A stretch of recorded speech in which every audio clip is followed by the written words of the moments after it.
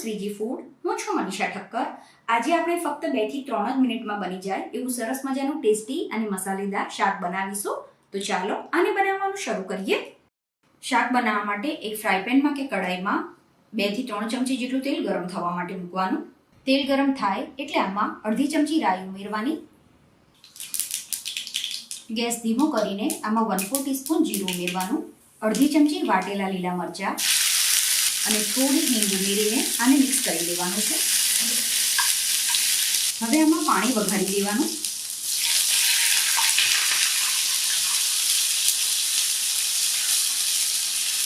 તો લગભગ 1 મોટો ગ્લાસ એટલે કે 200 ml જેટલું પાણી નાખવાનું છે. આમાં જ બાકીના મસાલા કરી દેવાના. તો 1 નાની ચમચી ધાણા જીરું, અડધી ચમચી હળદર, 1 ચમચી લાલ મરચું, અડધી ચમચી કાશ્મીરી મરચું, સ્વાદ પ્રમાણે મીઠું ઉમેરીશું. આગળ આપણે આમાં ચવાણ ઉમેરવાના છીએ એટલે મીઠું સાચવીને ઉમેરવાનું. 1/4 ટીસ્પૂન જેટલો ગરમ મસાલો અને 1/4 ટીસ્પૂન જેટલી ખાંડ ઉમેરીશું. હવે આને સરસ રીતે મિક્સ કરી લેવાનું છે. પાણીને મીડિયમ ફ્લેમ ઉપર ઉકાળી લેવાનું. આ રીતે પાણી ઉકાળીને પણ તમે પહેલાથી રાખી શકો છો. જ્યારે જમવા બેસવાનું હોય ત્યારે જ આમાં ચવાણ ઉમેરવાનું. તો આ સમયે આમાં 1 વાટકી તીખું ચવાણ ઉમેરી દઈશું. ચવાણ ઉમેર્યા પછી આને વધારે કૂક નથી કરવાનું. ફક્ત એને પાણીની સાથે મિક્સ કરી લઈશું અને 10 થી 20 સેકન્ડ જ આપણે ગેસ ચાલુ રાખવાનો છે. ફ્રેન્ડ્સ, આની સાથે જ મેં ચેનલ ઉપર લાઈવ ગાંઠિયાનું શાક, દહીંવાળું ગાંઠિયાનું શાક, રતલામી સેવનું શાક એ બધા શાક પણ બતાવ્યા છે. તો ઘણીવાર ઘરમાં કોઈ શાક ના હોય કે ઉનાળા દરમિયાન કોઈ શાક ના મળે ત્યારે તમે એ બધા શાક પણ ટ્રાય કરી શકો છો. આ જ સમયે આમાં થોડી સમારેલી કોથમીર ઉમેરી દઈશું. તમને જે પ્રમાણે શાકમાં રસો પસંદ હોય એ પ્રમાણે તમે આમાં રસો રાખી શકો છો. આ શાકમાં તેલની ક્વોન્ટિટી આ રીતે થોડી સરખી રાખશો તો આનો સ્વાદ ખૂબ જ સરસ લાગે છે. પણ તમારે આને ઓછા તેલમાં બનાવવું હોય તો પણ બનાવી શકો છો.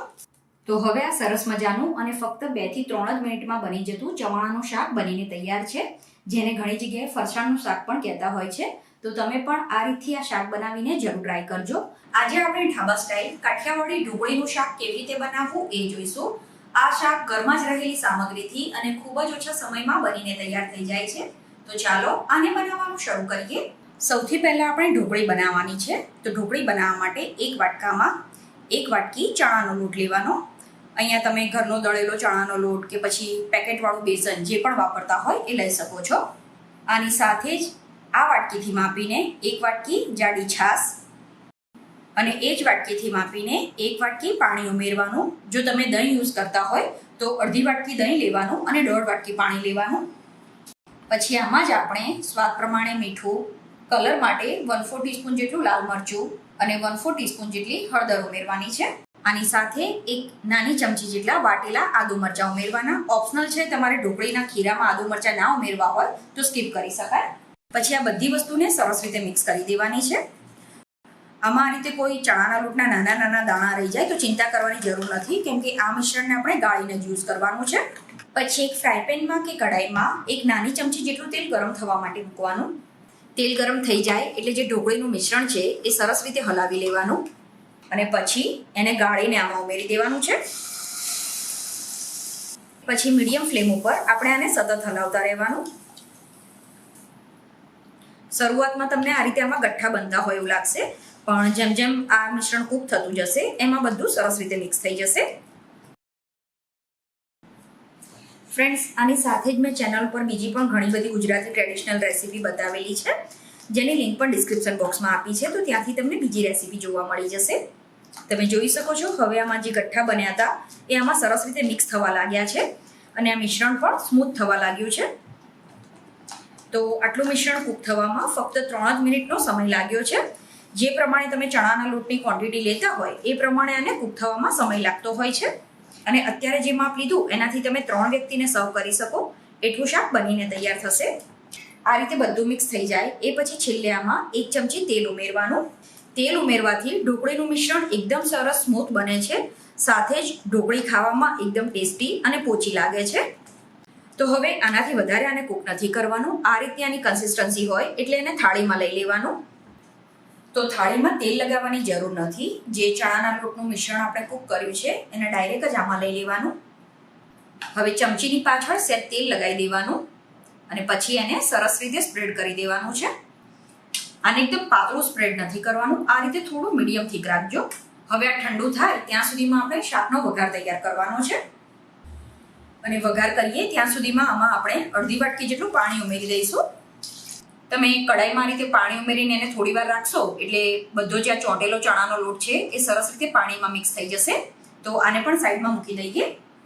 પછી જેમાં આપણે ઢોકળીનું મિશ્રણ તૈયાર કર્યું હતું એ જ વાટકો લીધો છે અને એમાં 1 વાટકી છાશ ઉમેરવાની. હવે શાકમાં જે આપણે મસાલા કરવાના છે એ બધા મસાલા આપણે આ છાશમાં જ ઉમેરી દેવાના.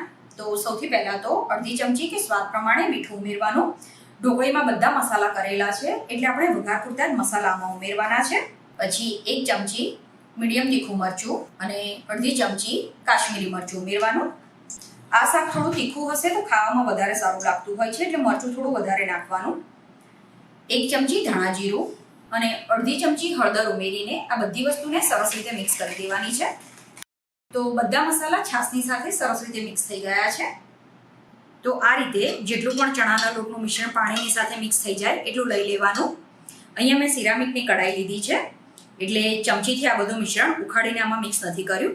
તમે સ્ટીલની કડાઈ લીધી હોય તો ચમચીથી પણ આ બધું મિશ્રણ ઉખાડીને આમાં લઈ શકો છો. તો જે ઢોકળી આપણે બનાવીને રાખી છે એ પણ 5 મિનિટ પછી ઠંડી થઈ ગઈ છે. તો આને પણ કટ કરી લેવાની. તો મોટા કે નાના જેવા પીસ તમારે આના રાખવા હોય એ પ્રમાણે રાખી શકાય. અત્યારે હું આને મીડિયમ સાઇઝના ટુકડામાં કટ કરું છું. તો આ ઢોકળી સોડા, ઈનો કે બેકિંગ પાવડર વગર પણ એકદમ સરસ સોફ્ટ બને છે. તો શાક વઘારવા માટે એક કડાઈમાં 4 ચમચી જેટલું તેલ ગરમ થવા માટે મૂકવાનું. પછી આમાં અડધી ચમચી રાઈ ઉમેરવાની, 1/4 ટીસ્પૂન જેટલું જીરું અને 1 સૂકું લાલ મરચું ઉમેરવાનું. આની સાથે 1 ચમચી વાટેલા લીલા મરચાં ઉમેરવાના. પછી આમાં અડધીથી પોણી વાટકી પાણી ઉમેરવાનું. હવે જે કડાઈમાં ઢોકળી બનાવી હતી એમાં પાણી મિક્સ કરીને રાખ્યું હતું એ આમાં ઉમેરી દેવાનું. આપણે ઢોકળીવાળું જે પાણી ઉમેર્યું એના લીધે આનું ટેમ્પરેચર થોડું ડાઉન થઈ જશે. તો આ રીતે આનું ટેમ્પરેચર થોડું ડાઉન થઈ જાય એ પછી આમાં જે છાશનું મિશ્રણ છે મસાલાવાળું એ આમાં ઉમેરી દેવાનું. અને હવે આને સતત હલાવતા રહેવાનું છે જેથી છાશ ફાટે નહીં. તો બધી વસ્તુ સરસ રીતે મિક્સ થઈ ગઈ છે અને આ મિશ્રણ પણ ગરમ થઈ ગયું છે. તમે જોઈ શકો છો છાશ આમાં બિલકુલ પણ નથી ફાટી. તો વિડીયોમાં બતાવેલી નાની નાની ટિપ્સનું ધ્યાન રાખીને જો તમે આ રીતે ઢોકળીનું શાક બનાવશો તો તમારી ઢોકળી પણ એકદમ સોફ્ટ બનશે, સાથે જ આ શાક પણ એકદમ ઢાબા સ્ટાઇલ બનશે. તો આ રીતે આ મિશ્રણ ઉકળવાનું શરૂ થઈ જાય એ સમયે થોડી કસૂરી મેથીને આ રીતે હાથથી મસળીને આમાં ઉમેરવાની. હવે જે ઢોકળી આપણે બનાવી છે એના કટ કરેલા પીસ આમાં ઉમેરવાના છે. 2 ઢોકળીને આ રીતે હાથથી મસળીને ઉમેરી દઈશું. થોડુંક આપણે ઢોકળીનું મિશ્રણ તો આમાં ઉમેર્યું છે જે કડાઈમાં ચોંટેલું હતું. સાથે જ 2 ઢોકળીનો આ રીતે ભૂકો પણ કરી દઈશું જેથી જ્યારે આનો રસો બને તે એકદમ સરસ ઘટ હોય. હવે ઢાંકણ ઢાંકીને આને મીડિયમ ફ્લેમ ઉપર આપણે 2 થી 3 મિનિટ માટે કૂક કરવાનું જેથી જે વઘારમાં બધા મસાલા ઉમેર્યા છે એ આ ઢોકળીમાં સરસ રીતે કૂક થઈ જાય. તો થાળી કે ઢાંકણ ઢાંકીને આને કૂક કરવાનું છે. 2 મિનિટ પછી શાકને ચેક કરી લેવાનું.